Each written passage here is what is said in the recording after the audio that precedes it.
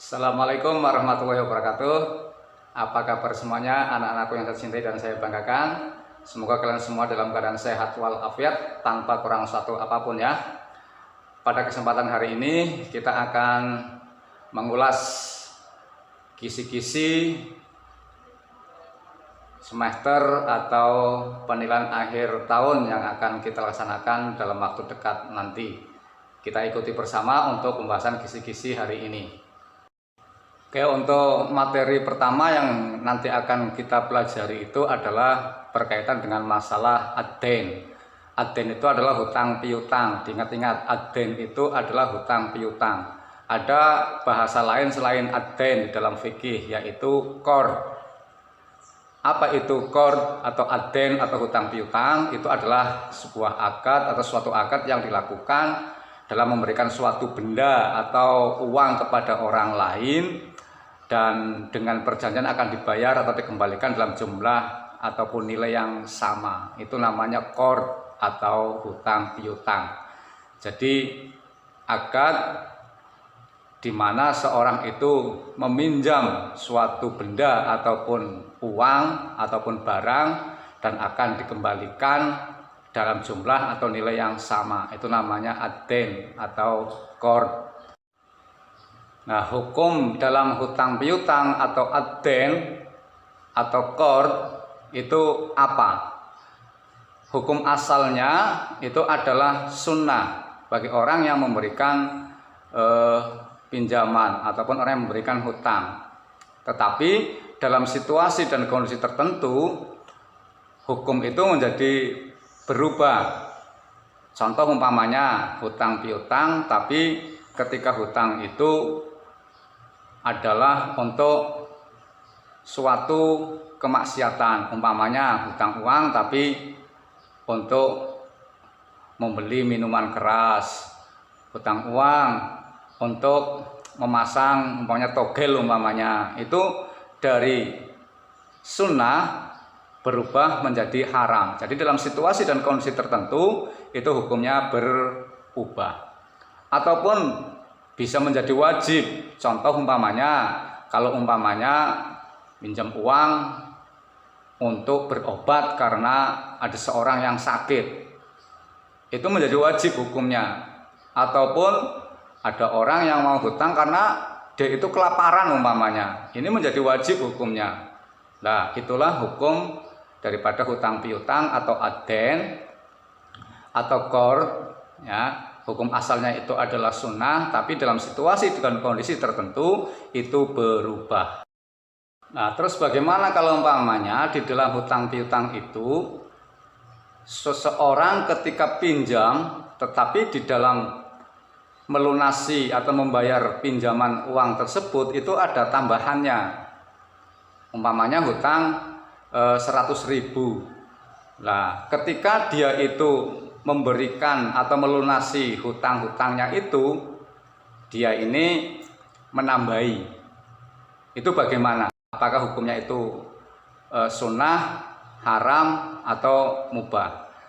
Jadi perlu diingat, pertama, kalau umpamanya ada orang yang pinjam uang kepada seorang, terus orang tersebut yang memberikan pinjaman memberikan syarat, oke, saya pinjami 100.000, tetapi nanti ketika kamu kembalikan itu 110.000 umpamanya. Nah, ini yang tidak diperbolehkan karena orang yang memberikan pinjaman itu memberikan syarat. Tetapi jika ada seorang yang berhutang kepada orang lain, orang yang memberikan hutang itu tidak memberikan syarat apapun, terus kamu akan memberikan atau melunasi hutang-hutang kamu itu. Nah, hutang 100.000 umpamanya. Pada waktu hutang itu, orang yang memberikan hutang itu tidak memberikan syarat kepada kamu, umpamanya tidak ada syarat apapun. Tapi ketika kamu mengembalikan, ya, ini kamu memberikan tambahan. Pokoknya hutangnya 100.000, terus kamu mengembalikan sebagai tanda terima kasih, umpamanya memberikan 110.000. Nah, yang demikian itu tidak menjadi masalah, bahkan ada yang menyebutkan bahwa hukumnya itu adalah sunnah. Nah, akan tetapi berbeda jika ada seorang memberikan hutangnya kepada orang lain. Terus dia itu memberikan syarat. Contoh umpamanya, oke, saya kasih kamu hutang 100.000 rupiah, tapi nanti ketika mengembalikan kamu harus membayar 110.000 rupiah. Ini berarti adanya syarat ketika memberikan hutang, pemberi hutang itu memberikan syarat demikian, itu tidak diperbolehkan. Atau oke, saya kasih kamu hutang, tapi saya harus boleh meminjam umpamanya sepeda motor kamu. Oke, saya kasih hutang, tapi tolong itu sepatu kamu saya pinjam umpamanya selama seminggu. Nah, ini seperti itu pun tidak diperbolehkan. Jadi adanya syarat-syarat tersebut terhadap orang yang berhutang, bagi orang yang memberikan hutang itu memberikan syarat-syarat tertentu, maka itu tidak diperbolehkan. Artinya ada penambahan, baik itu penambahan uang di dalam jumlah tertentu atau memberikan syarat lain. Contoh umpamanya tadi, oke, saya kasih tapi sepeda motor kamu saya pinjam umpamanya, itu tidak diperbolehkan. Di dalam hutang piutang yang perlu kalian ketahui itu juga harus memenuhi rukun-rukun tertentu. Di antaranya adalah orang yang berhutang, ada orang yang memberikan hutang, ada barang atau uang yang diberikan atau sebagai barang yang dihutangkan, terus adanya ijab qabul. Di dalam istilah ijab qabul mungkin harus kalian perhatikan di sini, karena di dalam hutang piutang pun itu ada istilah itu, bukan hanya di dalam pernikahan saja. Itu diingat, ijab itu adalah sebuah pernyataan yang diberikan oleh orang yang memberikan hutang kepada orang yang berhutang. Contohnya seperti ini. Oke, saya serahkan uang 500.000 ini kepada kamu dan dibayar pada tanggal umpamanya 15 Maret umpamanya. Itu namanya adalah ijab. Jadi pernyataan dari orang yang memberikan hutang. Terus ada istilah qabul. Qabul ini adalah sebuah pernyataan yang dilakukan oleh atau yang diucapkan oleh orang yang berhutang. Oke, saya terima hutang ini 500.000, nanti akan saya bayar, saya lunasi pada tanggal 15 Maret umpamanya. Itu adalah qabul namanya. Jadi perlu diingat, itu istilah ijab dan qabul bukan hanya di dalam pernikahan saja. Jadi ijab itu adalah pernyataan dari orang yang memberi hutang, dan qabul adalah pernyataan orang yang menerima hutang. Di dalam hutang piutang itu kan ada kalanya serong itu mungkin hutangnya itu bukan hanya sebulan atau 2 bulan, tapi mungkin juga agak lama lagi. Oleh karena itu Al-Quran itu mengajarkan kepada kita di dalam surat Al-Baqarah ayat 282, di sana itu diterangkan dengan jelas, ya ayyuhalladzina amanu idza tadayantum bidainin ila ajalin musamma faktubuhu. Penting. Jadi Al-Quran mengajarkan kepada kita ketika melakukan transaksi, melakukan hutang piutang, maka apalagi dengan waktu yang cukup lama, maka catatlah, faktubuhu, tulis.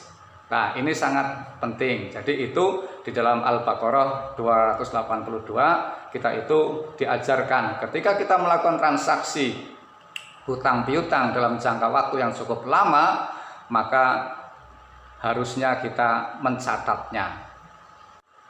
Di dalam hutang piutang ada beberapa adab atau etika yang harus kita kedepankan atau yang harus kita penuhi. Jadi ketika kita itu berhutang pun harus memiliki adab atau etika. Contoh umpamanya ketika hutang piutang itu, seorang yang memberikan hutang itu tidak boleh mengambil satu keuntungan, jadi tidak dibenarkan. Terus ketika hutang piutang itu lebih bagus untuk menunjang saling kepercayaan, maka dicatat. Terus ada lagi, seorang yang berhutang itu segera harus melunasi hutang-hutangnya. Kalau udah punya uang untuk membalikan, segera untuk dibayarkan. Ada lagi umpamanya berhutang juga harus kepada orang yang memiliki berpenghasilan tertentu. Ya, jadi hutang itu ya mestinya kita pinjam hutang kepada orang-orang yang memiliki berpenghasilan, begitu ya. Terus tidak boleh melakukan hutang piutang terus dilakukan adanya penambahan, tidak boleh. Umpamanya adanya keterlambatan, maka orang yang berhutang itu harus minta penangguhan. Itu contoh di dalam adab hutang piutang. Jadi harus kalian perhatikan, ada beberapa hal yang berkaitan dengan etika, adab, tata krama di dalam hutang piutang. Oke, sementara itu saja untuk pembahasan kali ini. Insya Allah nanti kita akan sambung lagi pada pembahasan materi yang akan datang untuk masih membahas kisi-kisi PAT 2020-2021. Mudah-mudahan kita bisa dipertemukan lagi pada kesempatan yang akan datang. Oke, tetap jaga kesehatan, ingat pesan ibu, memakai masker, jaga jarak, dan selalu mencuci tangan. Oke, assalamualaikum warahmatullahi wabarakatuh.